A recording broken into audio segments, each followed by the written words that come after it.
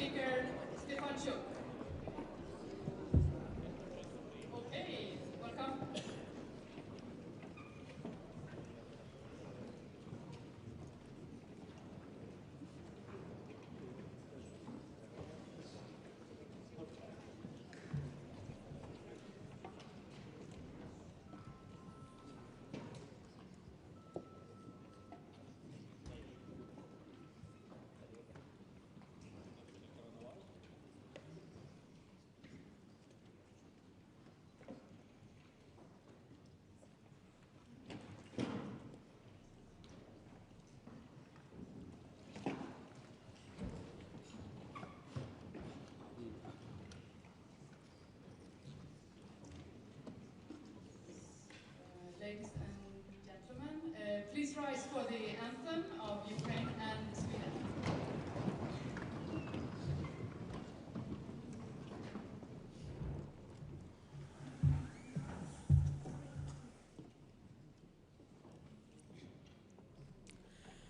Ще не вмерла України і слава і воля. Ще нам, браття молоді, усміхнеться доля. Згинуть наші вороженьки, як роса на сонці. Запануєм і ми, браття, у своїй сторонці. Душу й тіло ми положим за нашу свободу і покажем, що ми браття козацького роду. Душу й тіло ми положим за нашу свободу і покажем, що ми браття козацького роду.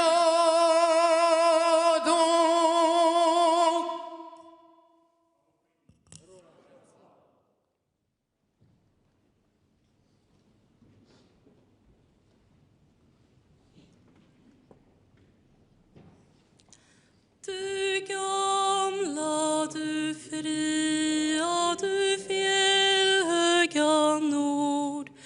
Du tysta, du glädjerika sköna.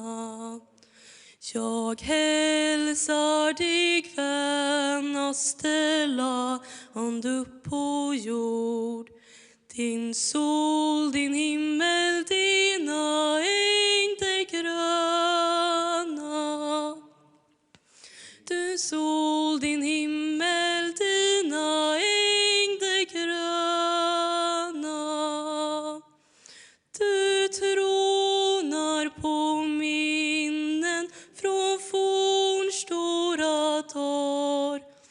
Då är att ditt namn flög över jorden. Jag vet att du är och förblir vad du var.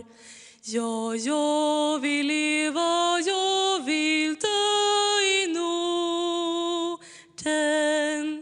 Ja, jag vill leva, jag vill dö i Norden.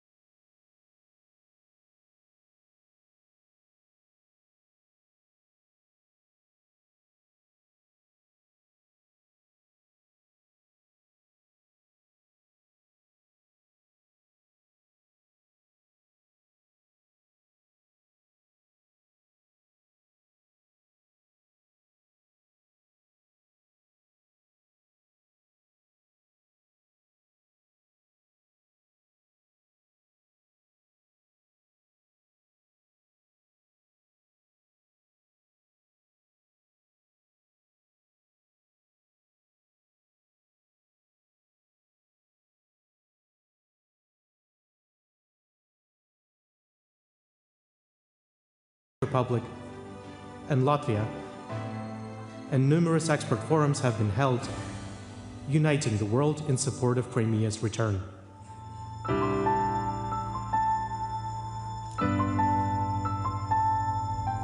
Today, Ukraine and its international partners are working to secure the release of all Ukrainians held in unlawful captivity. These efforts also include protecting the rights of indigenous peoples, including through the international recognition of the 1944 deportation of the Crimean Tatar people as an act of genocide. This year, parliamentarians from across the globe have gathered in Stockholm to reaffirm their unwavering support for Ukraine. Since 2014, Sweden has stood by Ukraine, consistently and principledly. Supporting Ukraine and holding Russia accountable for grave violations of international law remains one of Sweden's top priorities. Today, it is crucial that we continue to stand together, firm and united, against aggression and attempt to redraw borders by force. The purpose is to highlight the consequences of Russia's illegal annexation of Crimea, highlight the policy of non-recognition, and increase pressure on Russia to end its aggression. We have to remember what Crimea is. We must act so that Russia knows we remember, and we will not forgive, and we are fighting for international law and basic human justice and prevail. Europe is at war today because 11 years ago the world turned away from Crimea. That is where it began, and that is where it must end. The return of Crimea will restore justice and the authority of international law. This year's summit in Stockholm speaks with one voice. We reject the world Russia is trying to impose by force. We seek a just peace, and the road to that peace runs through Crimea.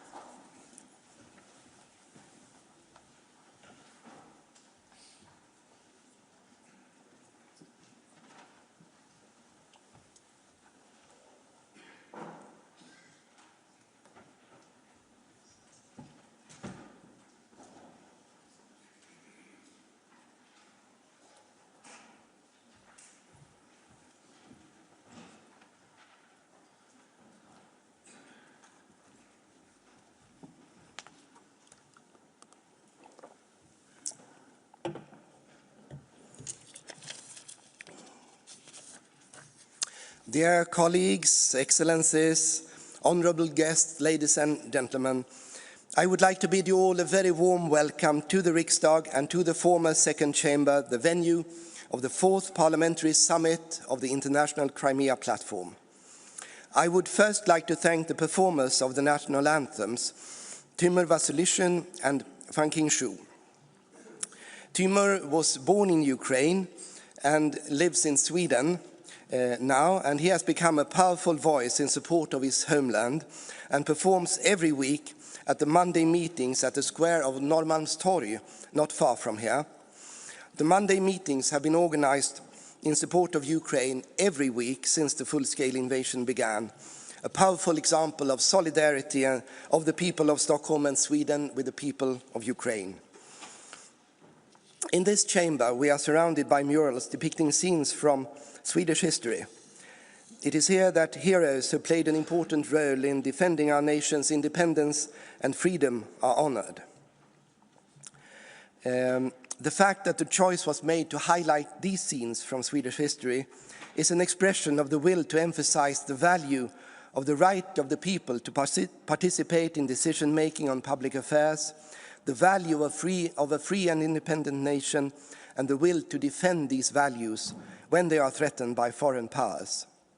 Once history is written about how the Ukrainian people heroically defended their nation, their independence and their democracy against the Russian invasions, there will be similar scenes to be portrayed. For this is what Ukraine's struggle is all about, the right of a people to choose its own destiny.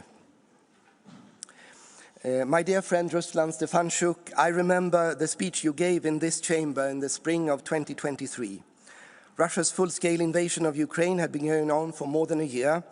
It is now in its 4th year. In your speech, you highlighted the role Sweden played more than 3 centuries ago in the Zaporizhian Cossack struggle for an independent Ukraine. When we meet here today to once again express our support for Ukraine's struggle for independence, territorial integrity, and a just and lasting peace, we thus build on historical experiences. The alliance at that time was based on the fact that our countries had common interests. Then as now, there were great powers that wanted to take over new territories. Then as now, leaders in our countries realized that the only way for countries wanting to survive as independent nations is to try and stem the imperial ambitions of the great powers together. Ruslan, I'm so happy to see you here again in the Riksdag today and proud to host this important meeting together with you. I'm also happy that representatives of almost 70 parliaments have joined us today, including those who will participate online. This broad support shows that there are many of us who stand behind Ukraine's struggle for its freedom, its territorial integrity, and its quest for a just and lasting peace. And it shows that many of us recognize the importance of defending the rules-based world order and the principle that one does not attack other countries in order to conquer territory. Another of our speakers today is Ukrainian President Volodymyr Zelenskiy, who will be with us online. I think we should all be thankful for President Zelenskyy's outstanding leadership in these trying times. He will go down in history as one of the greatest political leaders of the 21st century. Earlier, I spoke about heroes from our Swedish history. Sometimes it's said that the time of heroes is over, but people usually recognize a hero when they see one, and they see Volodymyr Zelenskiy for what he is, a true hero. Yes, we live in difficult and uncertain times, but we must not feel a sense of hopelessness. History has taught us that democracy and freedom are ultimately stronger than its enemies, their enemies. Stronger by virtue of moral superiority, but today also clearly stronger in material terms. This has previously proved to be crucial in protracted military showdowns. This is why we gather today to reconfirm solidarity between free and independent nations. We do this in the knowledge that the threat to Ukraine's freedom and territorial integrity is also a threat to our nations. For we are once again living at a time when we need to be constantly prepared to light the beacons. We must not only be prepared to support Ukraine's fight for freedom, we must also be prepared to defend all of Europe against Russian aggression that threatens the territorial integrity of also our nations. Together we are stronger than the enemies of democracy and freedom. Once again, ladies and gentlemen, welcome to the 4th Parliamentary Summit of the International Crimea Platform. Thank you.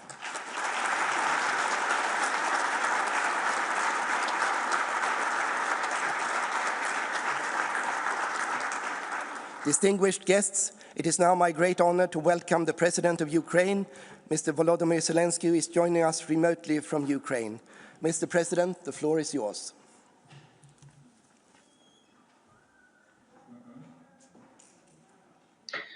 Thanks so much, dear ladies and gentlemen, dear Sweden, Honorable Mr. Speaker, and all the friends, dear Ruslan.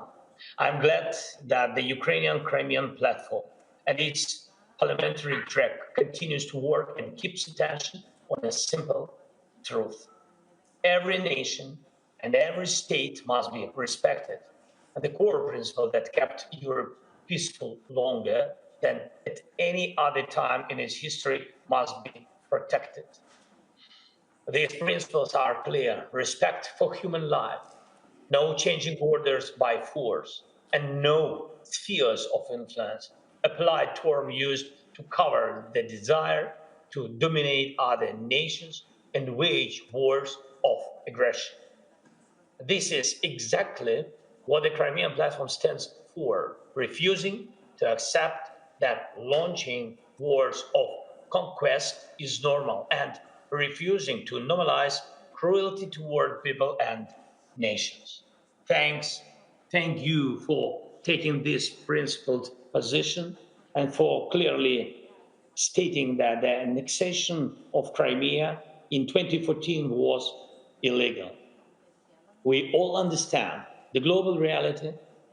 In a world of hundreds of nations, there are thousands of potential wars, some frozen, of course, some hidden under old deals, some still smoldering.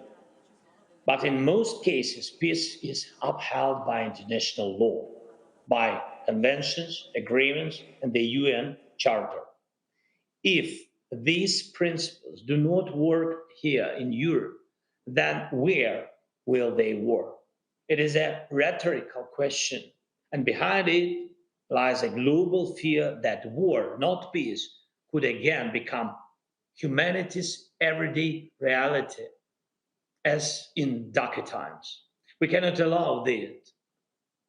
Right now, we are at a critical moment, and we are working closely with the United States, with European partners, with many others to define steps that can end Russia's war against us, against Ukraine, and bring real security. And there is a lot of noise in the media, a lot of political pressure, and even greater responsibility for the decisions ahead. Putin wants legal recognition for what he has stolen, to break the principle of territorial integrity and sovereignty. And that's the main problem. You all understand what that means. He wants it not only from Ukraine, he wants it from the whole world, and it's very dangerous. And I want to stress one more thing. In the steps we have coordinated with the side of the US, we've managed to keep extremely sensitive points on the table, including the full release of all Ukrainian prisoners of war under the all for all formula, and civilians, and the complete return of Ukrainian children abducted by Russia. These are important steps, but to achieve real peace, more is needed. Of course, we all continue working with partners, especially the United States, and look for compromises that strengthen but not weaken us. And we will continue explaining how dangerous it is to pretend that aggression is something one can simply overlook and move on. And I ask you, do not stay silent. Do not be passive observers of history. Be participants. It is important to support Ukraine now, and I thank you for that support. It is important to support the negotiation process, and I am grateful for every piece of advice and every bit of information we receive from European leaders. And it is crucial to support the principles on which Europe stands, that borders cannot be changed by force, that war criminals must not escape justice, and that the aggressor must pay fully for the war he started. And this is why decisions on Russian assets are essential. Please support these decisions, and above all, keep pressure on Russia. Russia is still killing people every day. Occupied territories remain occupied. And that means Russia remains a criminal state. Today, almost 70 parliamentary delegations are present. And if parliaments in Europe, in the world, do not close their eyes to this, then no one will. Thank you for your support. Slava Ukraini! Glory to Ukraine.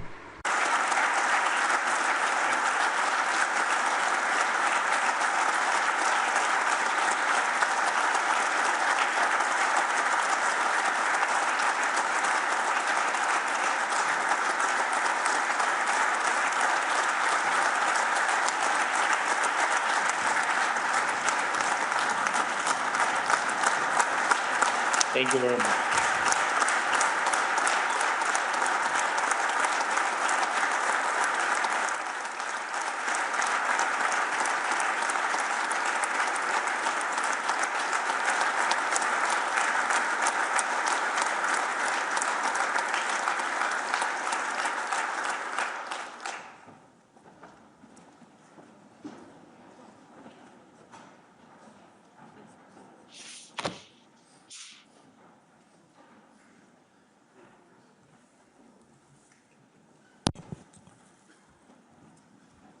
Dear colleagues, dear friends, I just encourage you to use the headphones. I'll speak in Ukrainian, and please use the interpreter.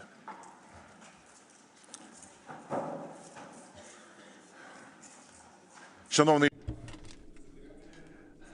Dear Mr. President Zelenskiy, dear Andreas, honorable speakers, honorable heads of delegations, honorable Madam Minister, dear friends.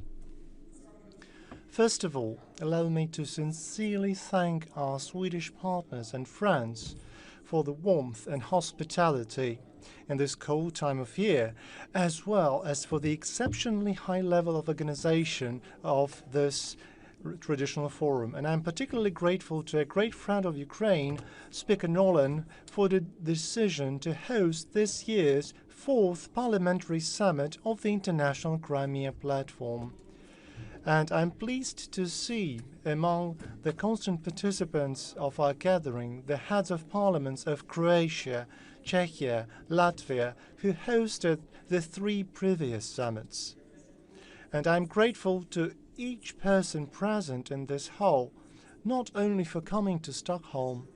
I'm sincerely grateful for the enormous assistance that your countries have been consistently providing to Ukraine for almost 4 years now, since the moment of Russia's full-scale aggression against Ukraine. I want to thank you on behalf of the Ukrainian people, on behalf of the Verkhovna Rada of Ukraine, on behalf of the representative Ukrainian delegation present here today in this hall, and they represent all factions and groups of the Ukrainian parliament.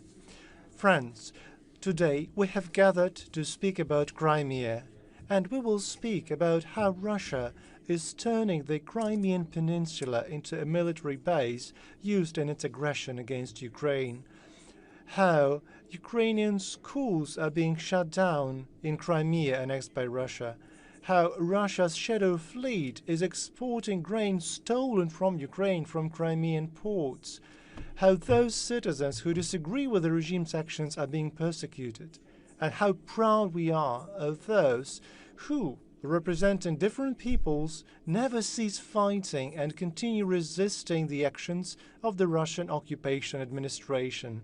But this is not everything we will speak about today. Today, we will also speak about how to jointly stop the Russian aggression, how to put an end to the desecration of the international law, and also about what, after all, the peace plan for Ukraine must be like. Dear friends, as you know, last Thursday in Kiev, we officially received from the American delegation a draft plan concerning the ending of the war.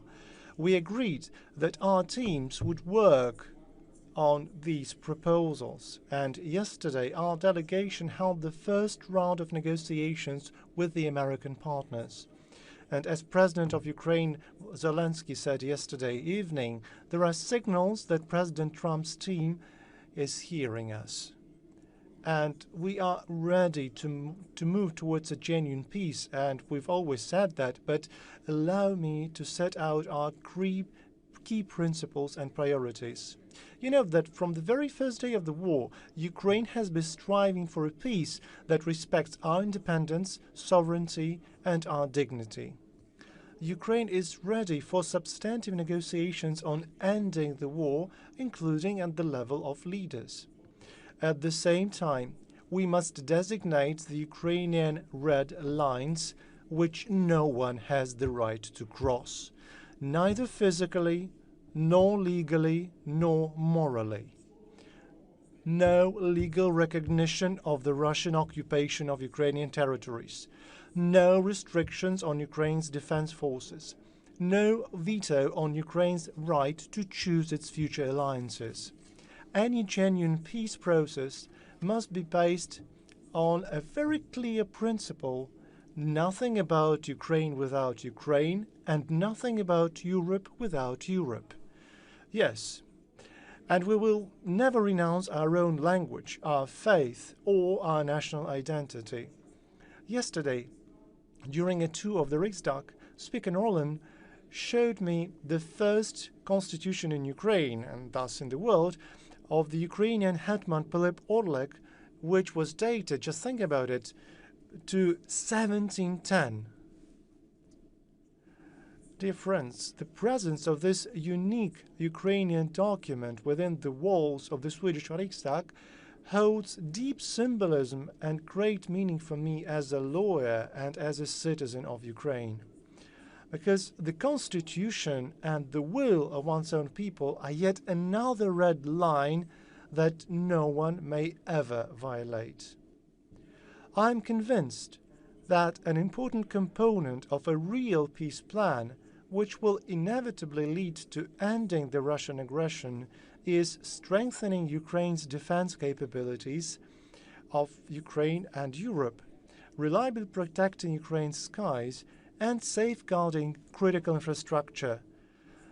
Therefore, your consolidated and unconditional support for Ukraine as a victim of aggression, dear friends, is an important, if not the key element of a peace plan.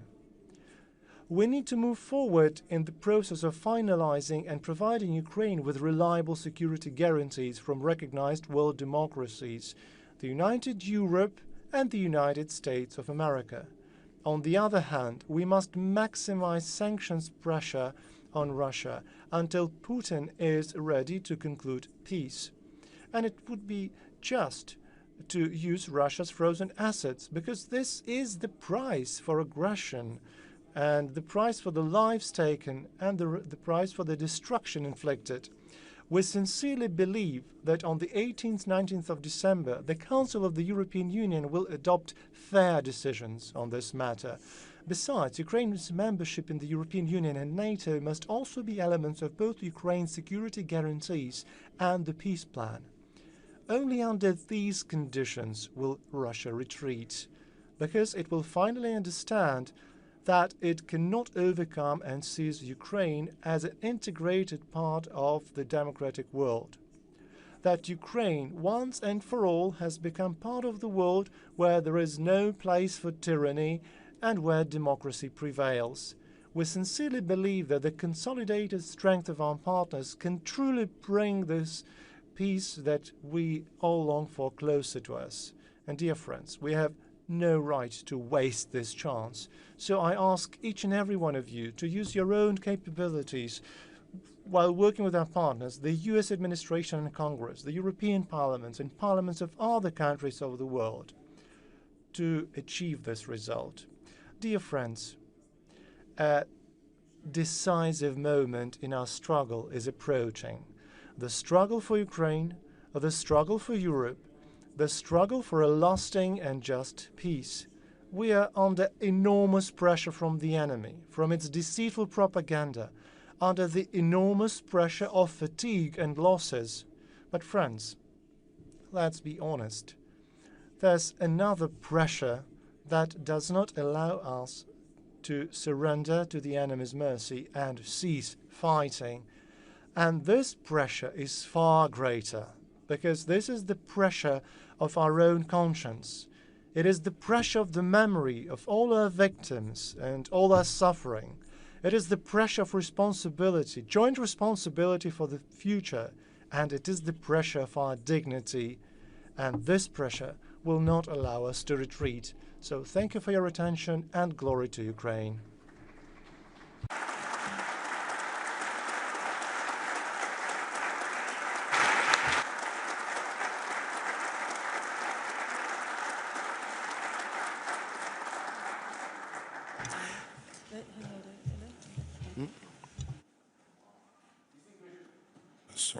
Distinguished guests, dear friends, allow me to welcome our next speakers to lecture, the Minister of Foreign Affairs of Sweden, Ms. Maria Volodymyr Stefanchuk. Dear Madam Minister, the floor is yours.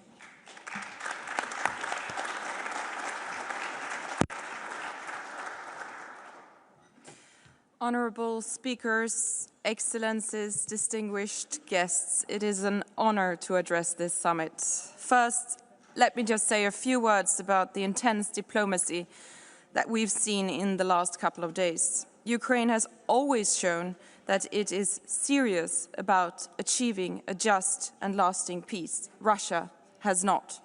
Ukraine has offered full, unconditional ceasefire. Russia has not. Ukraine has always been ready to negotiate. Russia has not. Since Russia has not changed its position, neither has Sweden nor the EU. Our position remains that to achieve a just and lasting peace, borders cannot be changed by force. There cannot be limitations on Ukraine's armed forces that will invite further Russian aggression. And there cannot be any limitations on the full sovereign rights of the Ukrainian people to choose their own path, which includes the path to EU membership. An agreement that includes those main elements, that truly respects Ukraine's sovereignty and that has the support of its people, such an agreement will also have our support. But as long as the Russian aggression continues, Sweden has a clear two-point plan to strengthen Ukraine and weaken Russia. You can count on our support. Let me also acknowledge that World Children's Day took place last week. That made me think of the many thousands of Ukrainian children that Russia has forcibly taken away from their homes. That maybe made me think of Sashko from Mariupol, who was separated from his mother, never to see her again. That made me think of Yevhen, a father who was detained while his children were sent to Moscow boarding facility. As a mother, I cannot even begin to imagine the horror of taking children away from their homes, putting them into camps, and indoctrinating them. We cannot bring back the children who have already lost their lives in the war, but we can and we must do even more to bring all the deported Ukrainian children home.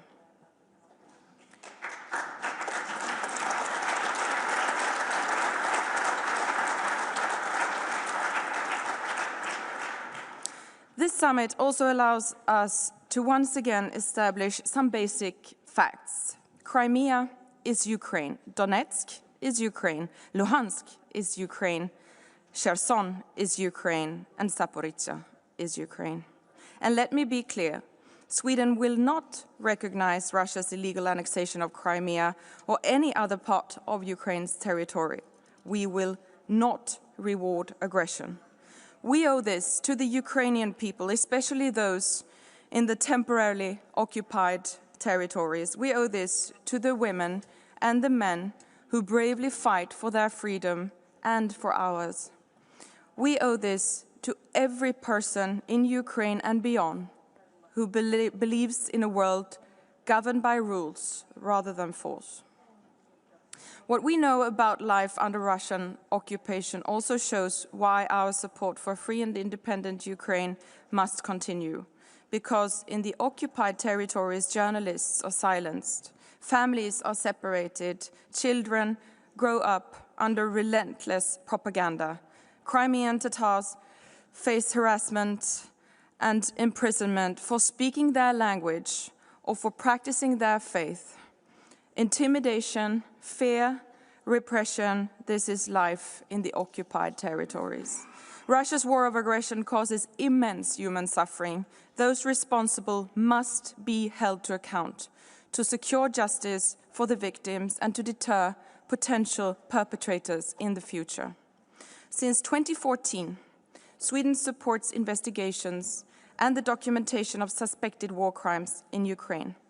We commend the work done by Ukrainian authorities and international mechanisms, including the International Criminal Court, the UN, the OSCE, and civil society organizations.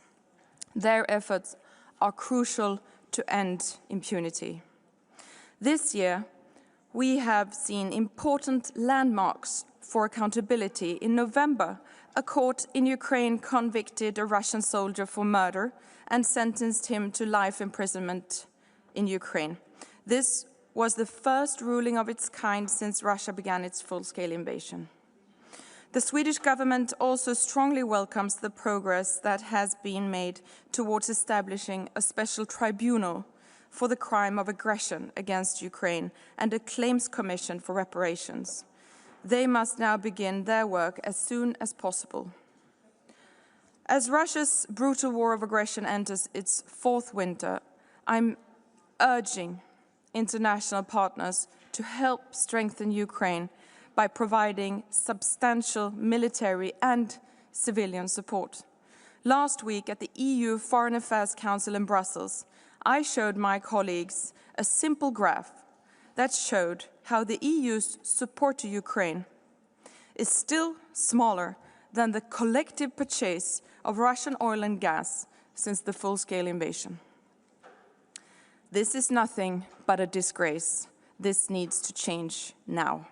The best way to fund Ukraine's needs now is to move forward with the reparations loan. As the President of the European Commission, Ursula von der Leyen, said in her State of the Union speech earlier this year, and I quote, "This is Russia's war, and Russia should be the one to pay," end quote. Once again, let me assure you, Sweden will continue to stand with Ukraine, with those who uphold international law, and with those who seek a just and lasting peace. Thank you, and Slava Ukraini.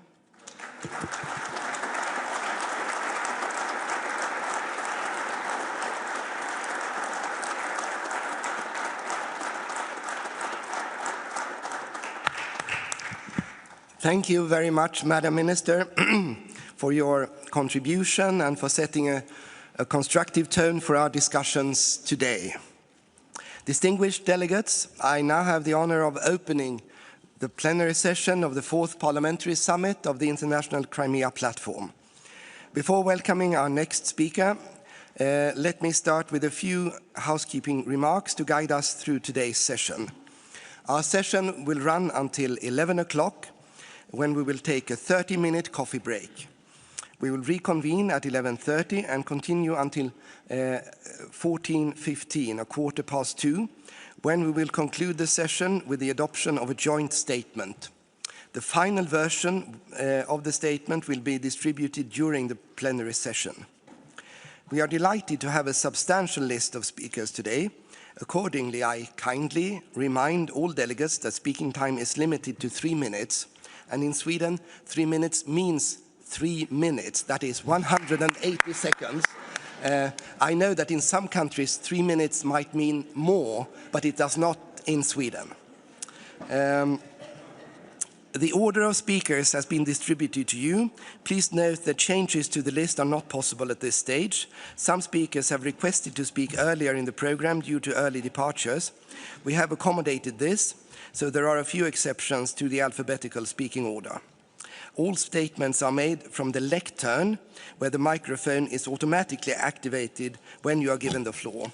To ensure that the program runs smoothly, a designated seat has been reserved in the front row for the next speaker. If you are scheduled to speak next, please proceed to this seat. And it is just over there.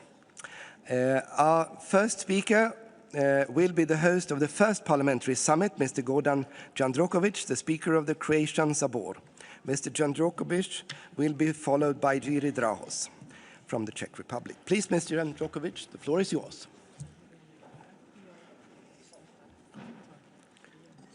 Dear Andreas, dear Ruslan, Madam Minister, esteemed colleagues.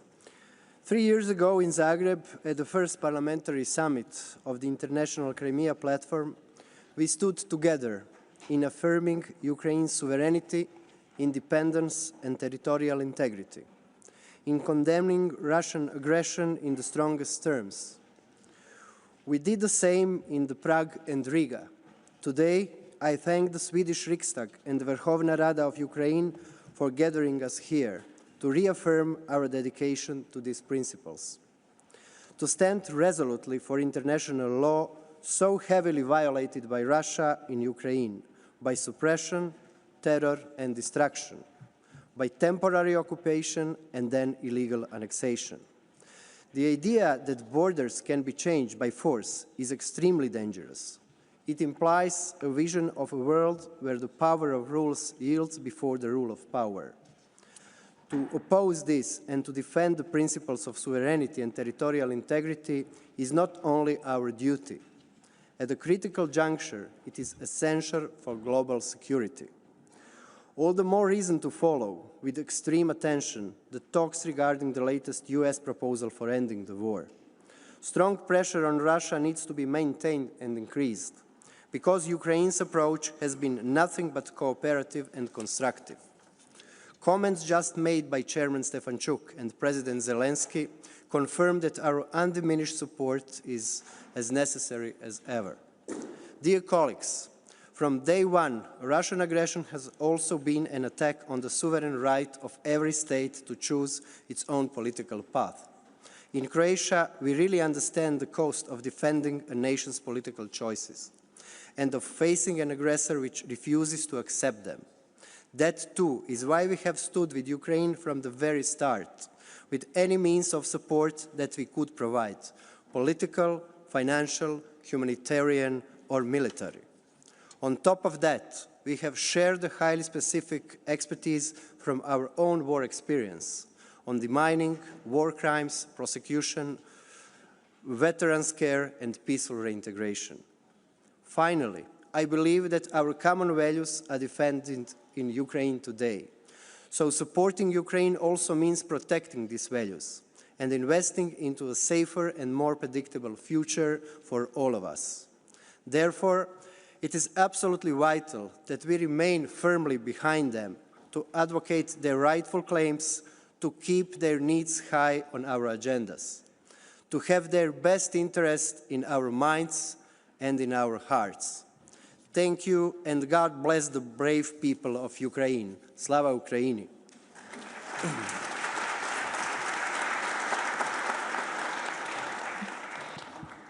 Thank you, Mr. Jandrokovic. I now warmly welcome Mr. Yuri Dragos, the first Vice President of the Senate of the Parliament of the Czech Republic that hosted the second parliamentary summit. Mr. Dragos will be followed by Ms. Daiga Mireni. Dear Andreas, dear Ruslan, dear ladies and gentlemen, it's my great honor to be part of the fourth Crimea Platform Parliamentary Summit and to represent the Senate of the Parliament of the Czech Republic here. It has been more than 3.5 years since the start of the full-scale and unprovoked Russian invasion of Ukraine, a conflict that has claimed thousands of lives and in which Russia commits war crimes every day, for which I believe it will one day bear full criminal responsibility. In reaction, some European and non-European politicians argue that peace must be achieved at any cost, including handing Crimea over to Vladimir Putin, who will then, presumably, start behaving himself again. Nothing could be farther from the truth. We Czechs have historical experience with such dictators. When Neville Chamberlain returned from the Munich conference in 1938, he brought the British a supposed peace for our time. However, Nazi Germany was not satisfied with gaining the Sudetenland, and after occupying the rest of Czechoslovakia, the worst conflict in modern history broke out within a year. Let us therefore not fall for the Chamberlains of today. There can be no peace that the Ukrainians themselves do not want and negotiate. Until then, it's our moral imperative to support this heroic nation to the best of our individual countries' abilities and within the European Union as a whole.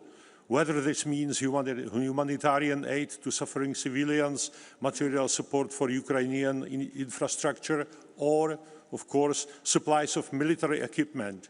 In this regard, we in the Czech Senate will do our utmost to preserve the excellent Czech ammunition initiative. All of this will hopefully contribute to us passing the test of history, a test which our predecessors failed miserably when faced with the threat of Hitler. At that time, they had a choice between shame and war. They chose shame and got war. Let us not repeat the same mistake with another bloody dictator. As our first president, Václav Havel, once said, indifference to others and indifference to the fate of the whole is precisely what opens the door to evil. Thank you, and Slava Ukraini.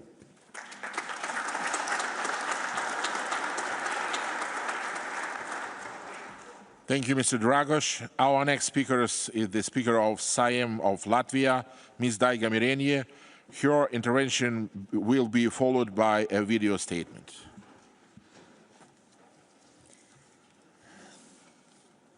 Ļoti cienījamais Ruslan, ļoti cienījamais Andreja. Visam drīz būs pagājuši 12 gadi kopš Krimas nelikumīgās okupācijas, bet nākamā gada februārī apritēs 4 gadi, kopš mēs katrs kļuvām par lieciniekiem brutālam agresora valsts pilna mēroga iebrukumam Ukrainā. Katra Eiropas politiķa pienākums šodien ir nerimstoši turpināt atgādināt par Krimas nelikumīgo okupāciju. Šodien katrs no mums var būt Krimas balss, turpinot izgaismot cilvēktiesību pārkāpumus, nelikumīgās deportācijas. Please use the channel extra. Piespiedu izmaiņas Krimas iedzīvotāju struktūrā un represijas pret Krimas tatāriem. Katrs no mums ir liecinieks nerimstošai vardarbībai un Krimas pussalas militarizācijai. Baltijas valstis padomju okupācijā pavadīja 50 smagus gadus. Tika pielietoti visi instrumenti, lai mēs zaudētu savu valodu, kultūru un identitāti. Padomju okupācijas sekas turpinājām izjust arī šodien. Divvalodība, etniskais naids, dezinformācija un hibrīdkara elementi. Mēs Baltijas valstis ļoti labi apzināmies, cik neparedzamas un bīstams spēj būt agresors. Nemainās arī viņa metodes, tāpēc mēs turpināsim uzstājīgi atgādināt, kā Eiropai, tā arī visai pasaulei, Krievija ir nemainīgs apdraudējums mums visiem.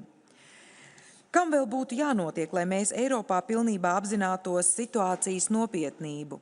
Šis ir brīdis, kur mums īpaši Eiropas parlamentu līderiem ir jāspēj darīt vairāk. Nepieciešams mobilizēt nacionālos parlamentus un valdības, lai atbalsts Ukrainai būtu lielāks un piespiestu agresoru sēsties pie sarunu galda. Ukrainā ikdienas dzīvību zaudē nevainīgi cilvēki.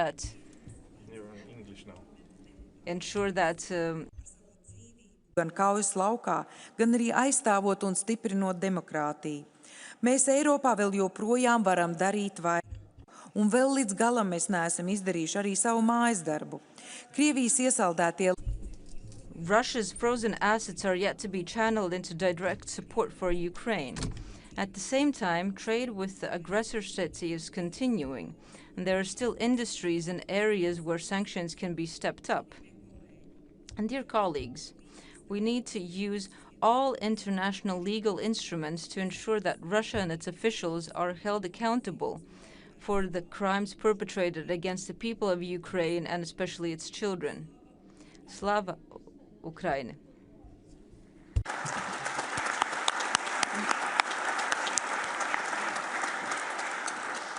Thank you, Ms. Mirenia. Dear colleagues, we will now see a video message by Mike Johnson, Speaker of the House of Representatives, the United States. Please look on the screen. Good afternoon. This is Speaker of the House, Mike Johnson from Washington. I really wish I could be in Stockholm with you this week, but I'm so grateful to my dear friends, Speaker Andreas Norlen, Speaker Ruslan Stefanchuk, for inviting me to briefly address you today. I was fortunate to visit with my friend Speaker Stefanchuk most recently at the G7 Speakers Summit this fall in Ottawa. And I'd love to see each of you next time you come to Washington, D.C. I'm a little biased, but the view from my speaker's balcony down the National Mall is the best in town, and I'd love to have you come by. I'm really grateful that 60 parliamentary delegations have gathered to discuss such a topic important as this. Russia's flagrant and devastating attacks on the innocent people of Ukraine are unacceptable, and the principles of territorial integrity and state sovereignty are not up for debate. We're thankful to our allies in Europe, but also across the world, for stepping up their support to Ukraine, including tougher sanctions on Moscow and strengthening energy security through American LNG to free Europe from Russian leverage. Despite the vast physical distance between the U.S. and Ukraine, the Ukrainian people's fight for freedom and survival inspires us all. As the Speaker of the U.S. House of Representatives, we will continue to work together with President Trump, Republican and Democrat leaders in our Congress, and our European allies to help restore peace and prosperity for the Ukrainian people.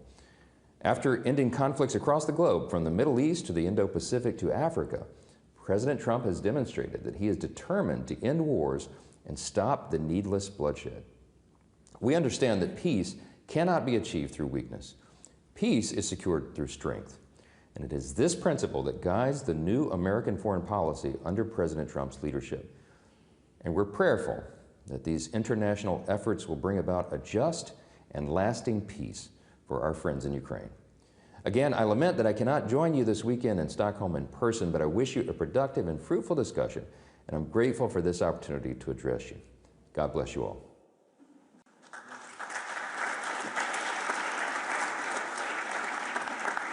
Thank you, Mr. Speaker. Muchísimas gracias, señor presidente.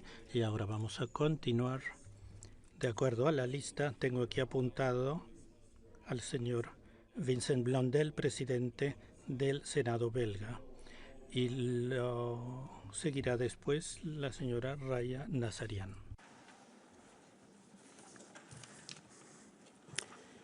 Honored speakers of the Estimados presidentes, estimados invitados, señor presidente, excelencia, distinguidos indicados. Hace 7 meses atrás yo estaba en Kiev con varios de ustedes, incluyendo también Andreas Norlen y el señor Stefanchuk. Y ahí pudimos evidenciar cuáles fueron las atrocidades que se cometieron en Bucha. Y ciertamente lo que vimos ahí quedó grabado en nuestras mentes. Yo dejé Kiev mucho más convencido que nunca que este tipo de crímenes no puede quedar impune. Hace pocos días atrás, la ciudad de Ternopil también sufrió un ataque violento y en nombre del Senado belga ciertamente expreso nuestra solidaridad incondicional y también les hago llegar nuestros sentimientos más queridos a toda la gente de la región que está defendiendo su patria. También nos acordamos de los desplazados y aquellos que perdieron todo. La agresión rusa contra Ucrania es algo más que un desafío geopolítico. Es un desafío muy profundo que toca la seguridad europea. También toca sanciones colectivas y valores compartidos. Crimea también es una parte integral de Ucrania y condenamos fehacientemente a Rusia que intentó territory which violates the UN Charter. We condemn the horrific use of torture, inhumane treatment and abduction. Accountability is essential. We will continue to support international investigation of war crimes. Russia must be held responsible and pay for the devastation it caused. And let us be clear, Ukraine must be at the very center of all peace effort. Any discussion concerning its future must be conducted with the Ukrainian people to lay the foundation of a just and lasting peace. Dear colleagues, let me conclude with a more personal note. 30 years ago, I became engaged here in Stockholm to the woman who is still my wife today. It happened on the Riksbron bridge, just outside this Riksdag building, a memory that remains very dear to me. I hope to be able to return to this same bridge very soon, once Ukraine has regained its full sovereignty in a world that respects the international order. Today, let us reaffirm our commitment to working together to safeguard the rule-based international order. Let us advance with unity and determination towards the establishment of a comprehensive, just and lasting peace for Ukraine and for the world. Slava Ukraini!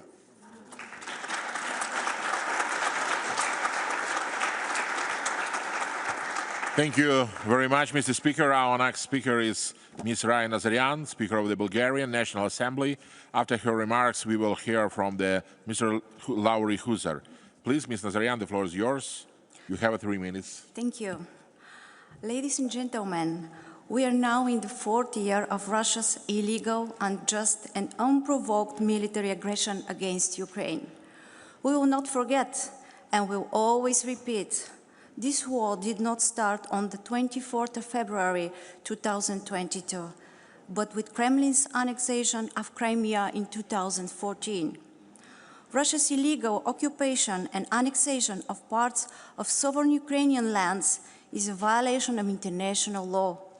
Their Ukrainian territories and their return is a matter not only of rule of law and international legal principles, but of justice too.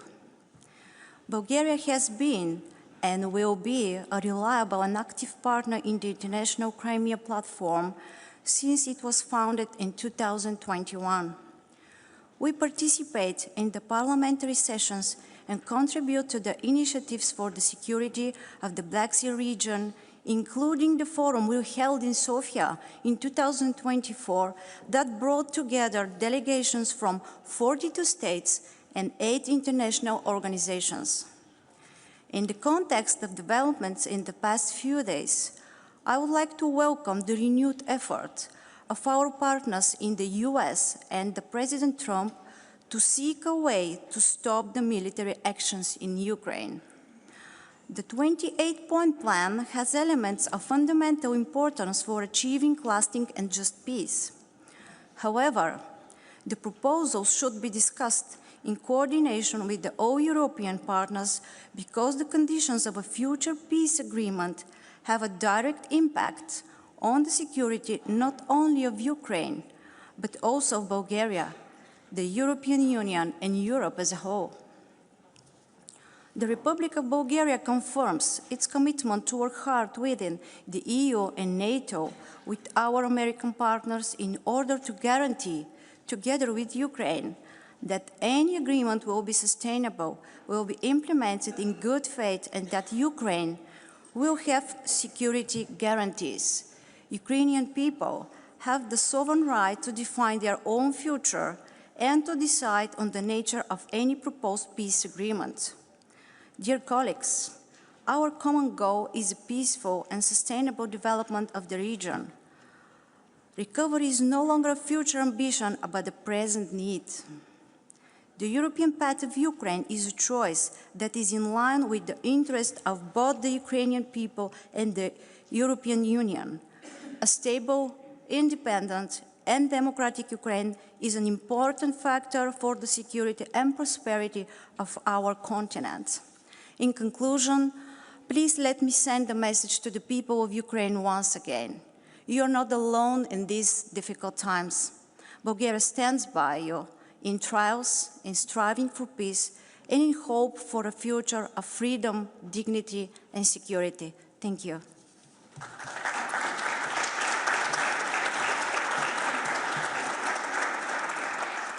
Thank you, Madam Speaker. I now invite Mr. Lauri Huzar, President of Estonia, Riigikogu, to deliver his remarks. You have 3 minutes. Next will be Mr. Marcos Perestrello. Please proceed, Mr. Huzar. Distinguished colleagues, dear Ruslan, dear Andreas, allow me to begin by expressing my deep gratitude for bringing us together today. the Crimean Platform is not merely an event. It is a testimony to our shared commitment to freedom, to peace, and to human dignity. At this moment in history, our decision bears consequences not only for Ukraine, but for the very fate of all Europeans. Ukraine has continuously shown that it is serious about peace, and President Zelenskiy remains ready to negotiate. It is crucial that Europe, Ukraine, and the United States work together with the goal of a just and lasting peace. A peace grounded in international law and fully respecting Ukraine's sovereignty, independence, and territorial integrity. Peace cannot be attained by appeasements. History tells us that bowing to aggression does not quiet the storm. It invites the next and even bigger one. Dear colleagues, nothing about Ukraine without Ukraine and nothing about Europe without Europe. Russia's demands must not be legitimized and under any circumstances. Europe will never recognize claims that extend Russia's influence beyond its borders. And talks must begin with an immediate ceasefire. Any agreement must focus on ending the war, securing Ukraine's future, and providing credible security guarantees backed by the real forces. Ukraine must retain the right to choose its own path, whether towards the European Union or NATO. There must be no impunity for crimes committed. The deported children of Ukraine must be returned home. The aggressor must pay. Frozen Russian assets must become a real instrument of Ukraine's defense, justice, and reconstruction. In the European Union alone, these assets exceed 200 billion euros. Let's start using them. Dear colleagues, Russia's war of aggression and the peace that follows will shape Europe's security architecture for generations to come.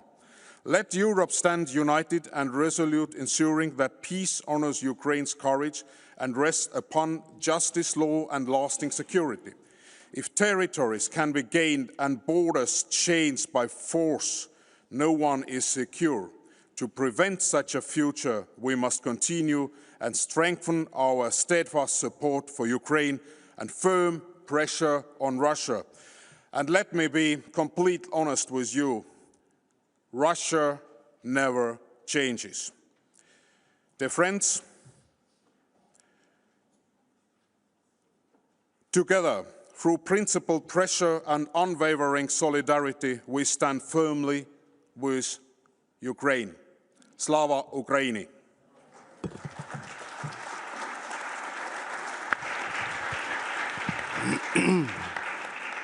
Thank you. I now give the floor to Mr. Marcos Prestrello, President of the NATO Parliamentary Assembly and Deputy Speaker of the Portuguese Assembleia. After his remarks, we will hear from Mr. Jussi Halla-aho. Mr. Speaker, Excellencies, on behalf of both the Portuguese Parliament and the NATO Parliamentary Assembly, let me express my gratitude to the Swedish Parliament for the invitation and for hosting this summit. Portugal has long stood with Ukraine, and in the Portuguese Parliament, cross-party majorities have consistently reaffirmed Ukraine's sovereignty and condemned Russia's aggression. We've been active in bringing Ukraine's case to partners across the global south, underlining the universal principles at stake: rule of law, multilateralism, sovereignty, territorial integrity, respect for human rights. These are not only European concerns, but also the very foundation of the international order.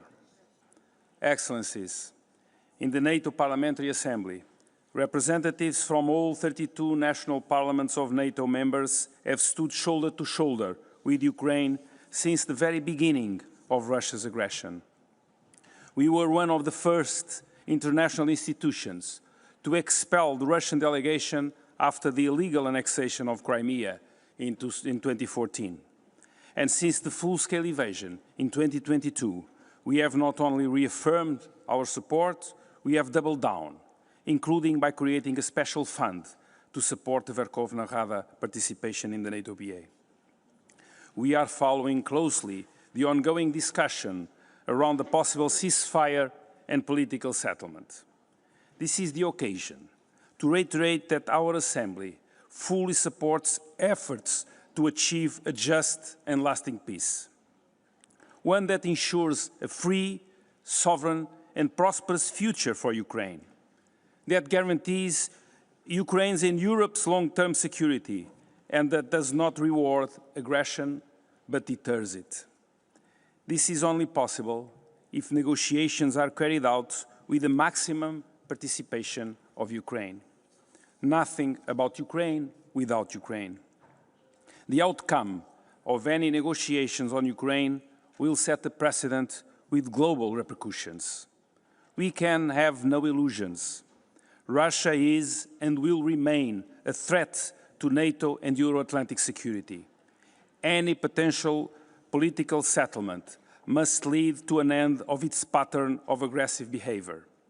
The NATO PA supports peace through strengths. The best way to get to peace tomorrow is to support Ukraine's defense today.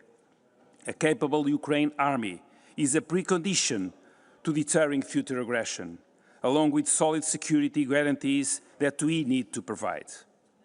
This is why the NATO Parliamentary Assembly has strongly urged allies to step up defense spending and to ramp up military support, including through Pearl.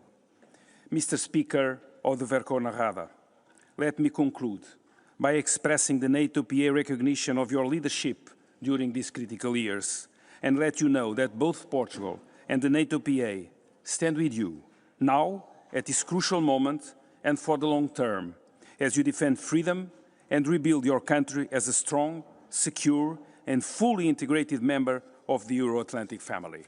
Thank you.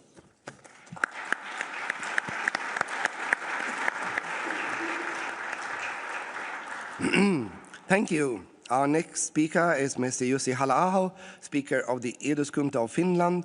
Afterwards, we will hear from Ms. Julia Klöckner. The floor is yours, Mr. Speaker.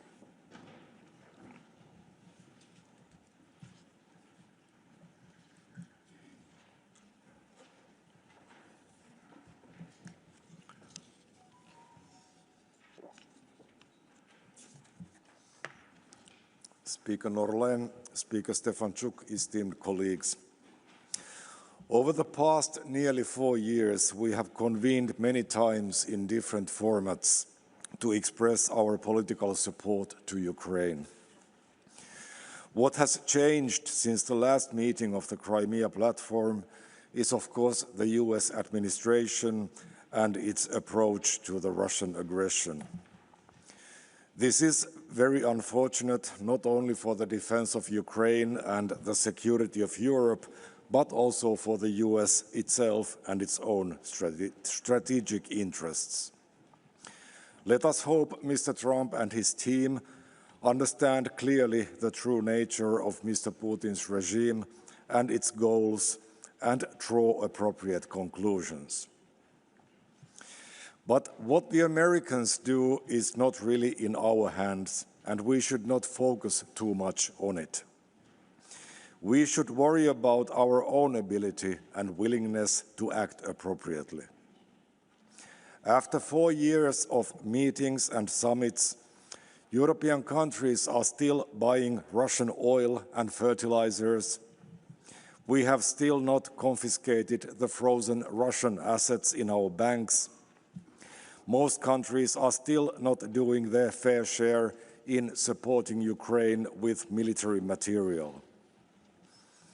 Russia poses a long-term strategic threat to Europe as a whole and to the entire world order. If Russia is not stopped in Ukraine, it will only become more dangerous for everyone else. A Russian success in Ukraine would also send a very dangerous message to every other rogue state in the world that aggression is rewarded.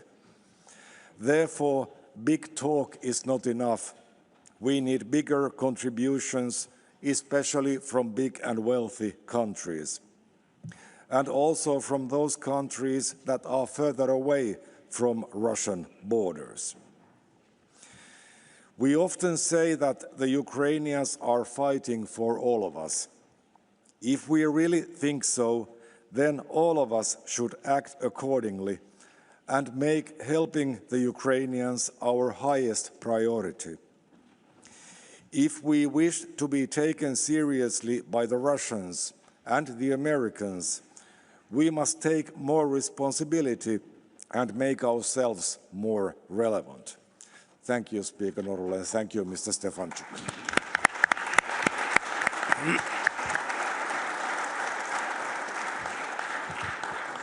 Thank you. I now invite Ms. Julia Klöckner, President of the German Bundestag. Her intervention will be followed by 2 video statements. Thank you, dear Andreas and dear Ruslan, Excellencies. Good to be here together. As we met here in Stockholm, Ukraine is enduring another winter of war. Russian drones strike cities almost every night and families take shelter. The country is fighting for its very survival and for principles that define us all: international law, freedom, democracy. The moral case has rarely been clearer. Yet we must acknowledge openly that unity within Europe has been tested. Some governments have questioned or slowed down decisions or sanctions, arms supplies or joint EU action. Others have signaled a shift in political tone. These steps send a message far beyond Europe, and they are not a helpful one, I would say. Only moments ago, Speaker Mike Johnson underlined that territorial integrity and state sovereignty are not up for debate. We will judge every peace proposal by whether it truly protects Ukraine's sovereignty and freedom. Europe will not waver and will continue its support for the Ukraine unabated. The vast majority of our states stand together, and those who have taken a different course still belong to this European community of responsibility. We want them back at the table of consensus because we need all of us. But let me be clear, Germany, too, tried to appease Russia for far too long. This experience shapes my conviction today. Illusions about the nature of this war are dangerous. They weaken Ukraine and they weaken us. Our task now is not to divide Europe, but to strengthen its unity. We thank that to every soldier defending freedom. We thank this to every mother protecting her children from Russian missile strikes. We thank this to brave people of Ukraine and to the future of Europe. Long live the Ukraine.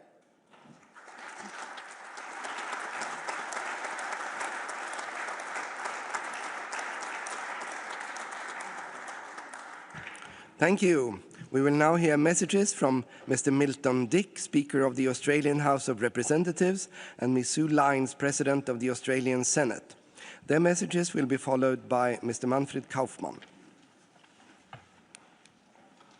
Australia strongly supports Ukraine's sovereignty, territorial integrity, and the right to defend itself against Russia's unprovoked, illegal and immoral invasion. Russia's attempted annexation of Crimea since 2014 and now its full-scale invasion of Ukraine shows Russia's total disregard for international law and the UN Charter. Russia must immediately, completely and unconditionally withdraw its forces from within the international recognised borders of Ukraine, including the Crimean Peninsula. Australia and Ukraine will continue to stand shoulder to shoulder. We believe that all countries are better off in a world where international rules are clear, mutually agreed and consistently followed. Russia's aggression has serious implications for security in both the Euro-Atlantic and our own region here in the Indo-Pacific. I want to thank Sweden for hosting the 4th Parliamentary Summit on the Crimea Platform. Today's summit in Stockholm sends a strong signal of support to Ukraine and defiance to Russia. The international community reaffirms our duty to uphold the fundamental rights of sovereignty and territorial integrity. Australia has proudly committed over $1.3 billion of military, energy and humanitarian assistance to Ukraine since Russia's full-scale invasion in 2022. We are proud to be the largest non-NATO contributor of military support to Ukraine, and Australia has imposed over 1,600 targeted financial sanctions on persons and entities who support Russia's war. We've also implemented the G7 price caps on Russian oil and refined petroleum products, and we've imposed trade bans that have contributed to the reduction of our two-way trade with Russia to negligible levels. Australia will continue working with partners to press Russia for a just and lasting peace in Ukraine and security and stability across Europe. And we must demonstrate that in the face of unprovoked aggression, the international community will band together to ensure the cost of violence always is outweighed by the benefits of peace. This is our duty. Thank you, and Slava Ukraine. Distinguished delegates and esteemed colleagues, as President of the Senate of the Commonwealth of Australia, it is my great honour to address the 4th Parliamentary Summit of the International Crimea Platform. Russia's full-scale invasion of Ukraine is not only an assault on one nation's territorial integrity, but also an assault on the very foundations of the international order. Australia condemns Russia's unprovoked, illegal and immoral invasion of Ukraine. And 3 years on, we mourn Ukraine's losses and we stand unwavering in our support for Ukraine's sovereignty and territorial integrity. Russia must immediately, completely and unconditionally withdraw its troops from within the internationally recognised borders of Ukraine, including the Crimean Peninsula. Our response as parliamentarians must be steadfast. Words are not enough. Australia stands with Ukraine and will continue to provide strong and steadfast support for as long as it takes. We have contributed important defence, economic, energy and humanitarian assistance to Ukraine. Australia's support to date totals more than $1.5 billion. We are proud to be the largest non-NATO contributor of military assistance to Ukraine. The Crimea Platform has become an important forum for voicing collective efforts to hold Russia to account for its occupation of Crimea. This platform reminds us that parliaments are more than institutions of governance. We are custodians of conscience. We give democratic legitimacy to action, and we ensure that solidarity is not seasonal. The struggle of the Ukraine people is not theirs alone. It is a defence of the principle that might does not make right. We must continue to pressure those who enable aggression, to strengthen support for Ukraine's reconstruction, and to champion accountability through international courts.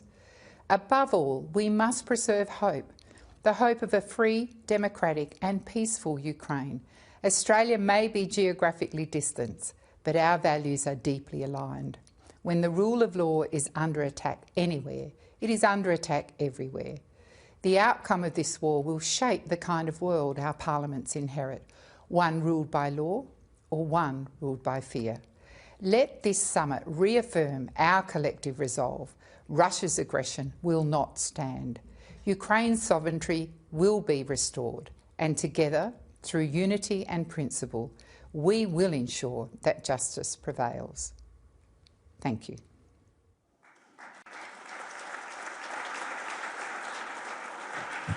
We thank our colleagues in Australia for their messages.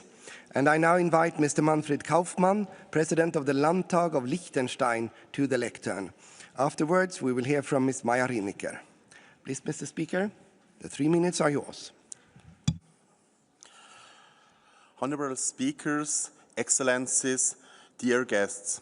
First of all, I would like to express my gratitude to Ukraine and Sweden for convening the 4th Parliamentary Summit of the International Crimea Platform, which is taking place at a crucial moment for Ukraine. Unfortunately, the unjustified aggression of the Russian Federation against Ukraine is still ongoing. Russia continues to commit grave violations of international law on a massive scale, particularly targeting civilians and civilian infrastructure. This is absolutely unacceptable. Excellencies, I would like to use this opportunity to reaffirm Liechtenstein's unwavering support for Ukraine, both politically and in humanitarian matters. Furthermore, Liechtenstein has autonomously implemented all EU sanctions against Russia and Belarus in response to the illegal war of aggression against Ukraine. Liechtenstein has consistently condemned the illegal annexation of Crimea and other unlawful occupied regions of Ukraine. These annexations are contrary to international law, and Liechtenstein will not recognize them. Our commitment is to the principles of sovereignty and territorial integrity remains steadfast. Ensuring effective and credible accountability for the crimes committed by the Russian Federation is a top priority for Liechtenstein. Accountability and justice are important preconditions for lasting peace and the recovery of the Ukrainian society. It is more urgent than ever to hold those responsible for the crime of aggression to account. The agreement between the Council of Europe and Ukraine on the Special Tribunal on the crime of aggression against Ukraine is an important first step in this respect. Excellencies, Liechtenstein has always shown its solidarity which the people of Ukraine responding to the dire impact of the war on civilians. We are committed to make an active contribution to the recovery of Ukraine. In November 2024, the Liechtenstein Parliament approved a dedicated budget line for the years 2025 to 2029 to finance reconstruction projects. Liechtenstein is focusing its efforts on Ukraine's recovery in 4 key areas: humanitarian designing, reconstruction in the education sector, human rights and good governance with a strong focus on combating corruption, economic development. The total per capita contribution amounts to 200 Swiss francs. Let me emphasize that this multi-annual budget is in addition to our existing humanitarian development budget. Supporting Ukraine does not mean reducing our support for other countries in the global south. This additional budget line for reconstruction projects reflects the commitment of the Liechtenstein Parliament to support Ukraine in its fight against the Russian aggression. Let us build this on the momentum of this summit and send a strong message of unity and support to Ukraine. Thank you.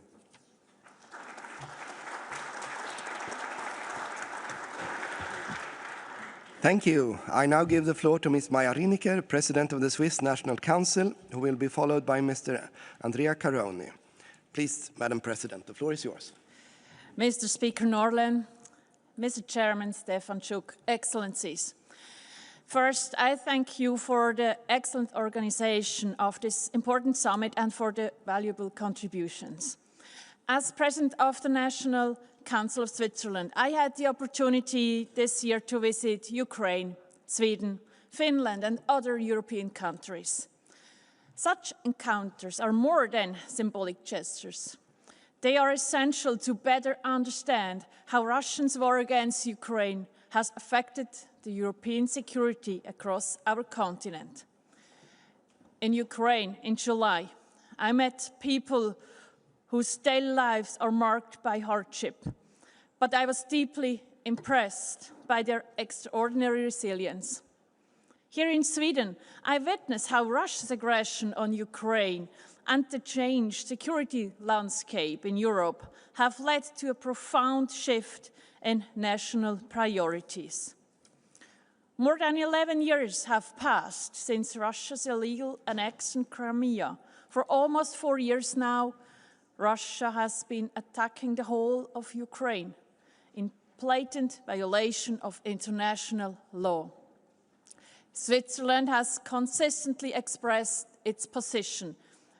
We call on Russia to fully respect international law and to recognize and respect Ukraine's sovereignty and territorial integrity. It goes without saying that a comprehensive, just and lasting peace in Ukraine must be based on the UN chapter, and there will be no peace in Ukraine without Ukraine at the negotiation table. Switzerland is happy to provide its good offices. Please allow me to raise another topic that is dear to me. And let me say this not only as a political, but also as a mother. I'm deeply moved by the fate of the Ukrainian children who have been unlawfully deported by Russia. These children were taken from their homes, from their families, and their communities. The abduction of children is not only a grave injustice, it is crime against the future of a nation. I want to underline that the Swiss National Council has adopted a motion calling for our country to join the international coalition for the return of the Ukrainian children. My dear colleagues, the people of Ukraine are paying a heavy price for defending principles that matter to all of us. As parliamentarians, it is our responsibility to remain engaged through our interactions, through our parliamentary work, and by shaping the policies of our respective countries, we can give concrete expression to our solidarity. Thank you very much.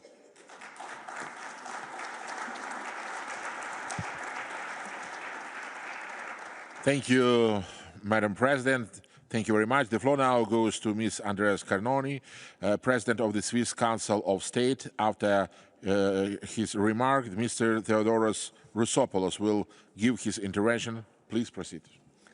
Mr. Speaker, Mr. Chairman, dear colleagues, we cannot choose our neighbors, neither as individuals nor as countries. And Switzerland has been fortunate in this regard, and so have I personally, because by coincidence, my neighbor at home in Switzerland is a Swiss entrepreneur whose company builds prefabricated wooden houses in Ukraine.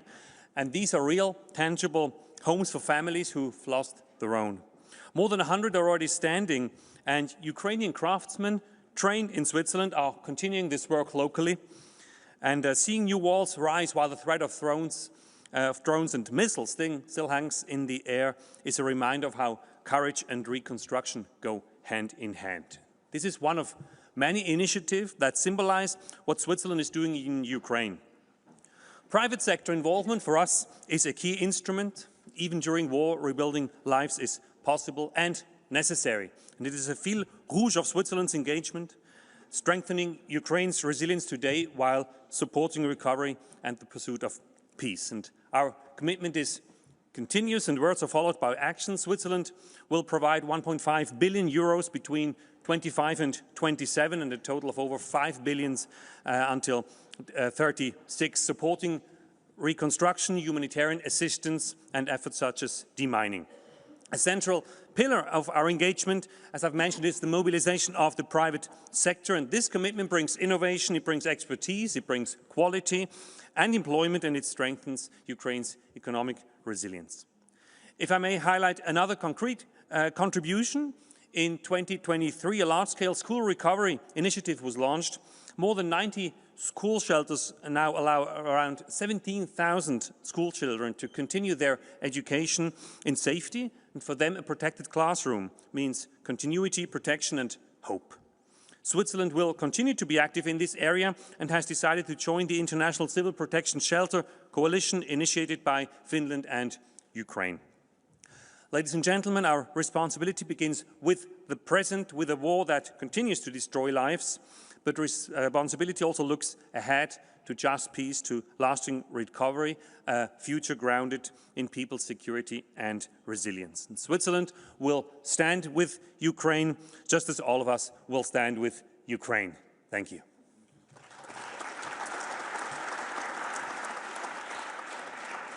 Thank you, Mr. President. Now I invite Mr. Theodoros Rousopoulos, President of the Parliamentary Assembly of the Council of Europe. His intervention will be followed by 2 video messages. Often people ask me, what are you doing at the Council of Europe? And I say, we are there for human rights, democracy, and the rule of law. But then again, I use actually one only word. I am there, and we are there to preserve dignity.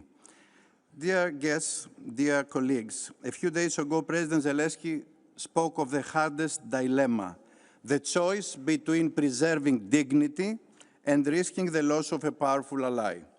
This is not only a Ukrainian's dilemma, it is our common question, what is dignified? And let me go back to history 25 centuries ago. Some weeks ago, I was here in Stockholm and I said the same story, which I'm going to repeat today. It was a dialogue between the Athenians and the Melians, people who were living in the island of Milos. The Athenians wanted to conquer Milos, and the Melians said, but this is injustice. Why? And the Athenians replied, just because we are more powerful than you. And this is a very relevant issue of what we're doing today. Although the island fell, their answer became a moral compass across centuries. Ukraine, dear colleagues, today do not stand alone. It is not isolated, but surrounded by nations that recognize that dignity is not a poetic ornament. It is the core of the international order. It is what tells us that borders cannot be erased and that people cannot be uprooted. Some may say it is easy for you, dear Theodoros, it is easy for us being thousands of kilometers away from Ukraine to speak like this and talk and invoke dignity, while an entire nation suffers the daily reality of war.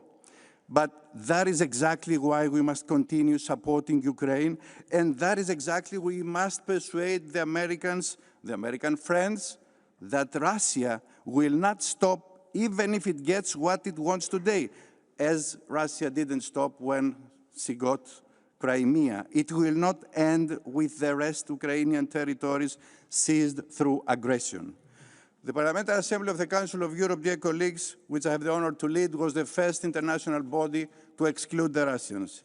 It was the first international body to propose an international tribunal. And last year, while I was talking to this forum, I said that many laughed at us. And now, President Zelensky came to Strasbourg and he signed the treaty, and a lot of states, and I want to thank all of them who had supported this initiative of the Council of Europe, had already signed for the International Tribunal. We were the first to launch the registry of damage, and it was something that nobody believed. Now we have already 160,000 document claims. When we began the effort to return the abducted children, nobody could imagine that today we would have already 1,600 children already home. Much remains to be done, dear colleagues, but the essential point is this.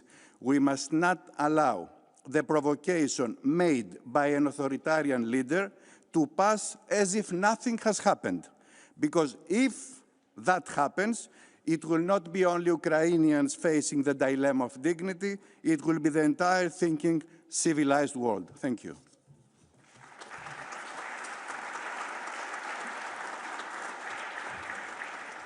Thank you, Mr. President. Now we will hear a message from Ms. Raymond Hannier, Speaker of Canadian Senate, followed by a message from Mr. Fukushiro Nukaha, Speaker of Japan's House of Representatives.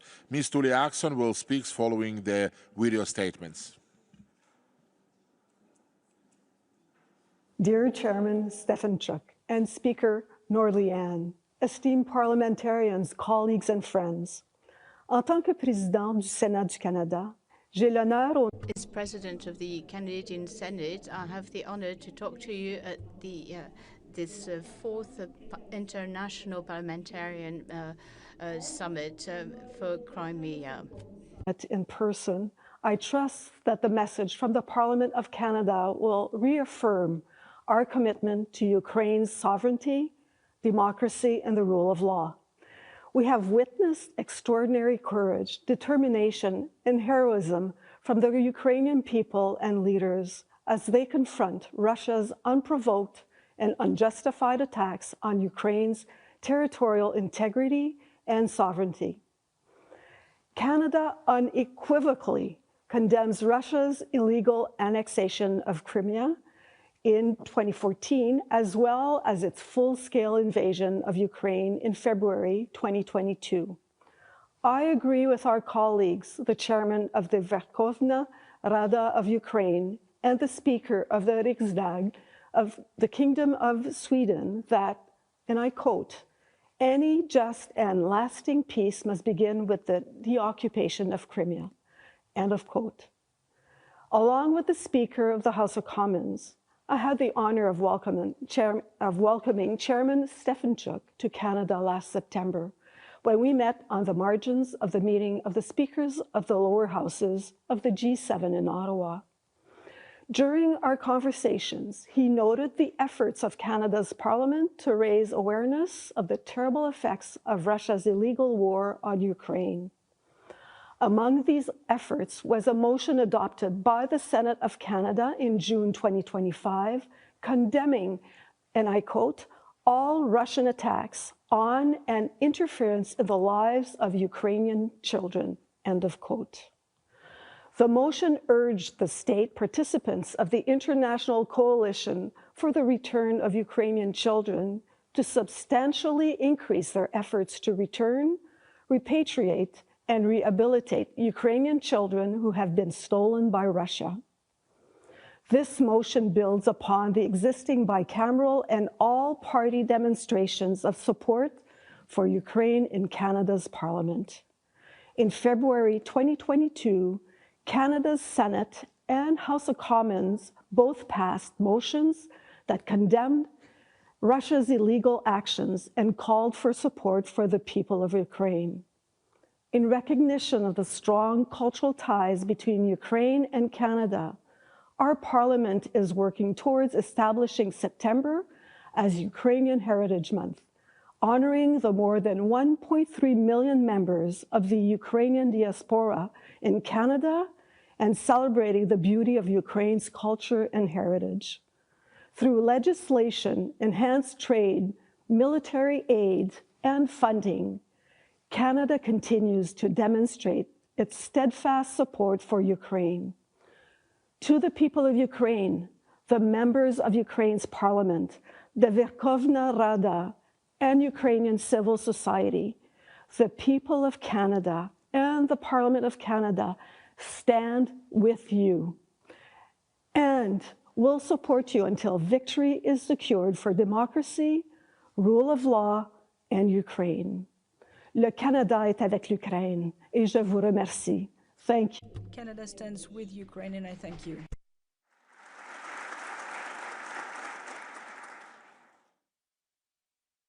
日本国衆議院議長の額賀福志郎であります。今回の会議を主催してくださったステファンチューク議長、ノレン議長に対し、心から感謝を申し上げたいと思います。今もなお、ロシアの攻撃により町が破壊され、人々の命が失われ続ける中で、祖国を守り、自由と民主主義を守るために戦い続けるウクライナの皆様方に、日本と日本国民は心からの連帯の意を表します。我が国はクリミアを含むウクライナの主権と領土一体性を一貫して支持しています。力による一方的な現状の変更はいかなる地域においても決して許されません。また、ウクライナでの戦争の終わり方によって誤った教訓が導き出されることはあってはなりません。ロシアによるウクライナ侵略はインド太平洋を含む世界の安全保障に関わる問題でもあるのです。こうした動きを阻止するため、価値観を同じくする国々が連帯をしていくことが重要であります。我が国はロシアに対し、より厳しい制裁措置を実施するとともに、ウクライナ支援のため人道的な観点からこれまでに総額120億ドル以上の支援を表明いたしました。特に地雷対策の分野においては、地雷を掘り起こして爆破処理する大型地雷除去機の供与や、地雷除去にあたるウクライナ政府職員の研修を実施するなどの支援を行ってまいりました。また、今年10月には、東京でウクライナの地雷対策を推進する国際会議を開催し、合わせて75の国と国際機関が参加をいたしました。日本は常にウクライナと共にあります。国際社会による平和への取り組みが進められる中、一日も早くウクライナに公正かつ永続的な平和がもたらされるよう、我々は議会の立場からもしっかりと今後も全力で支えてまいりたいと思います。ありがとうございました。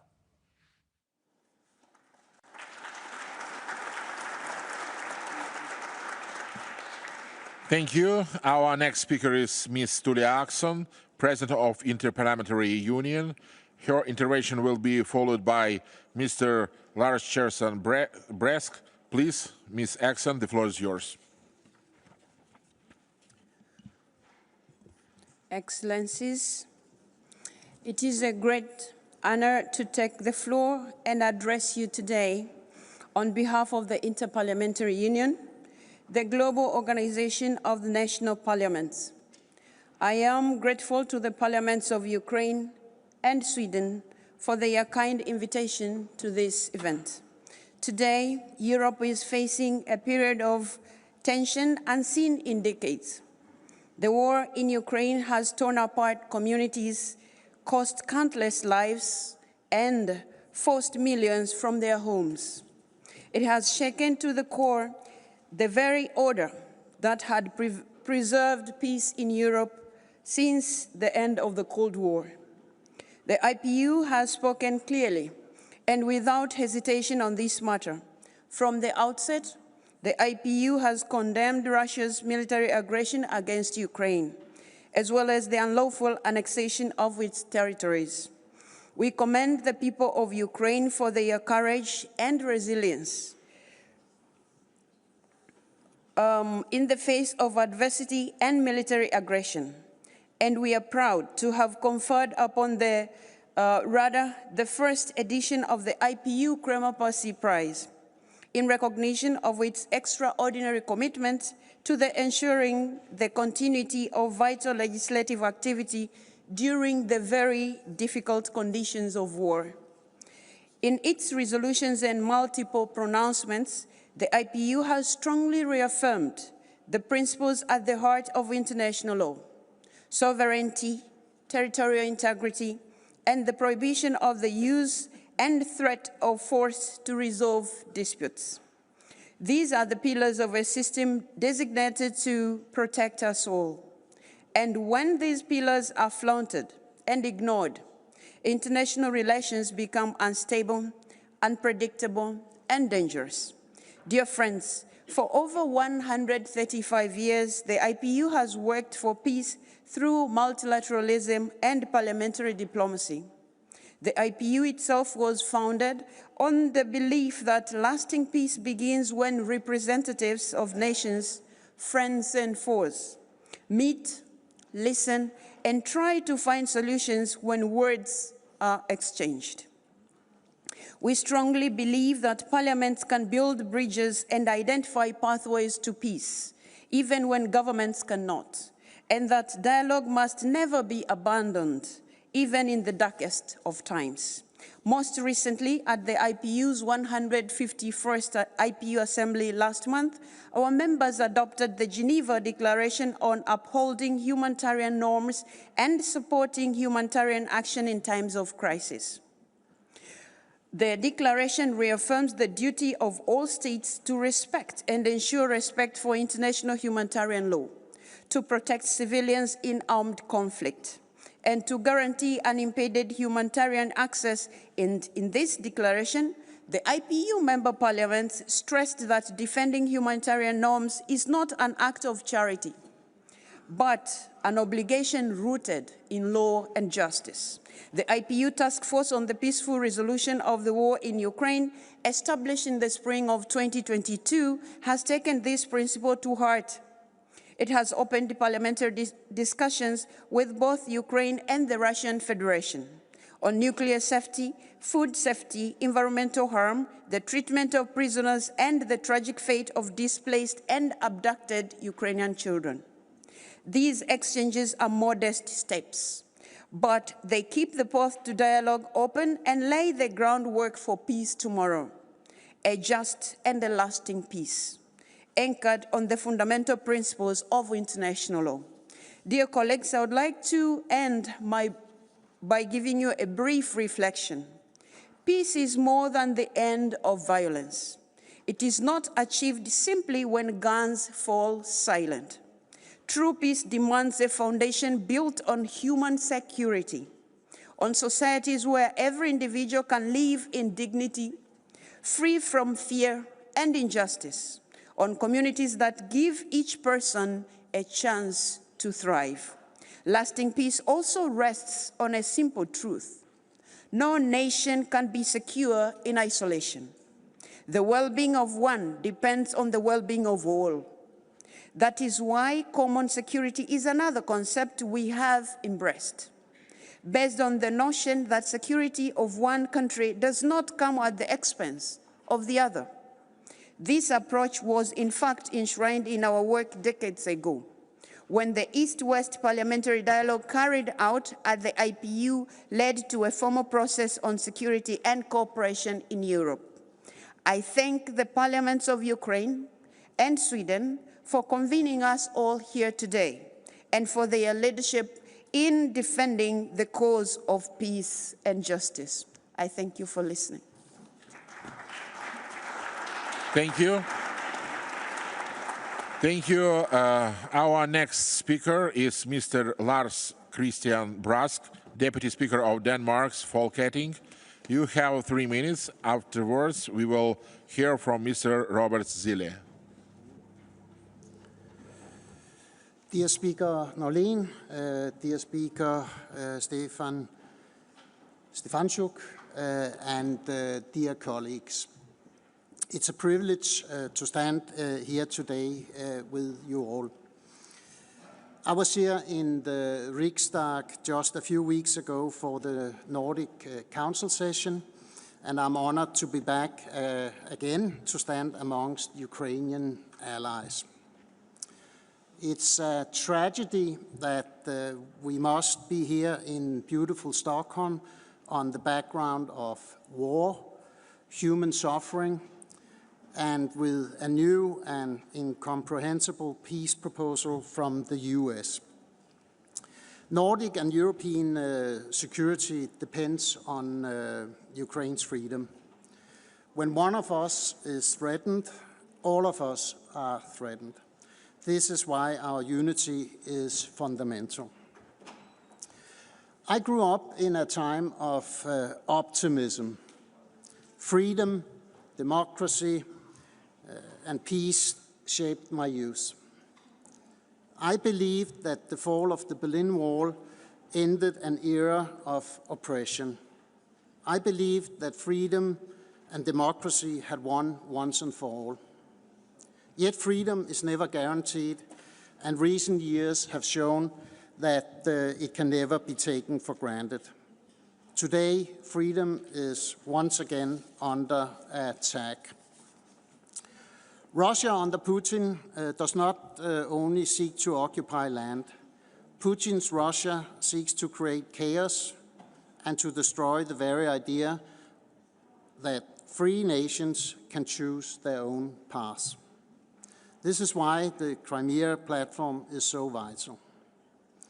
It reminds the world that the occupation of Ukraine did not begin in 2022, it began a decade ago. This summit reinforces a principle that lies at the heart of European security. Borders cannot be changed by force, period.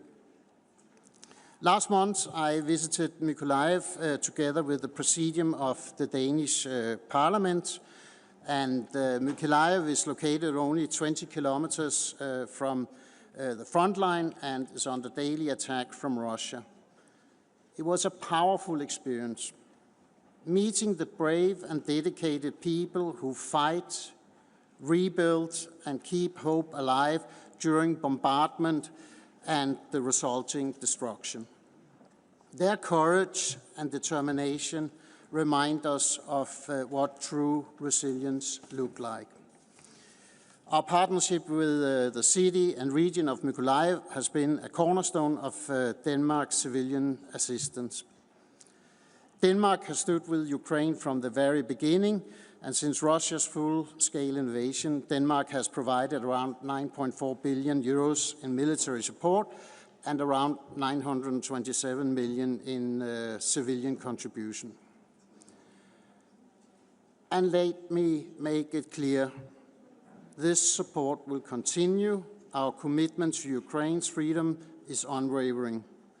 Ukraine is not only fighting for its survival, it's fighting for the future of Europe and for the future of freedom itself. Slava Ukraini.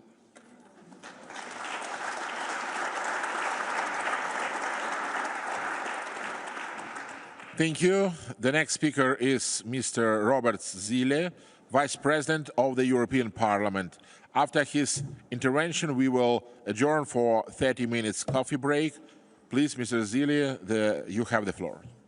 Thank you, President, and distinguished speakers, President's guests. It's an honor for me to represent here European Parliament and its President Roberto Metsola at this crucial parliamentary summit of International Crimea Platform. And I would like to particularly thank Speaker of Riksdag Andreas Norlen and Chairman of Verkhovna Rada Ruslan Stefanchuk for welcoming all us today. The fourth summit here in Stockholm reminds us that the issue of Crimea, Ukraine remains central to international peace and justice. This act remains a blatant violation of international law, the UN Charter, and Ukraine's territorial integrity. An important milestone was reached by the Crimea Platform in September this year. On behalf of the European Parliament, I warmly welcome the adoption of New York Declaration at the fifth summit of International Crimea Platform on the margins of a United Nations General Assembly. When speaking about Crimea and Ukraine, it's also crucial to remember that it's not only about geopolitics or territorial borders. It's also about people. It's also about hundreds of Crimean political prisoners. It's about thousands of Ukrainian war prisoners and thousands of children and civilians forcibly brought to Russia. Dear colleagues, we must ensure predictable and stable financing for Ukraine, further to our billions euros to grants and loans that you all have provided so far. I hope that EU member states will swiftly find the solutions, taking into consideration also the proposed Ukraine reparation loan linked to immobilized Russian assets. The European Parliament also remains fully committed to Ukraine-EU accession path. The European Parliament supports and urges the opening of the fundamentals cluster to advance the accession negotiations. Dear colleagues, last week brought to Ukraine and also for all of us extremely challenging moment. I will quote a sentence what President Zelenskiy said to his citizens a few days ago.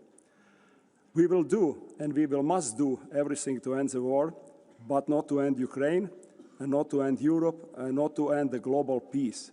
End of the quote. You cannot create a peace if agreement is based on violation of international rules, if you destroy architecture of the world is based on rules, rights of people and nations. Coming back to the purpose of our meeting today, I want to urge our colleagues here to keep Crimea firmly on your agenda. It's not just a topic of discussions, but also as continuing priority for actions. Thank you. Krim, say Ukraina, Ukraina, say Europa. Slava Ukraini.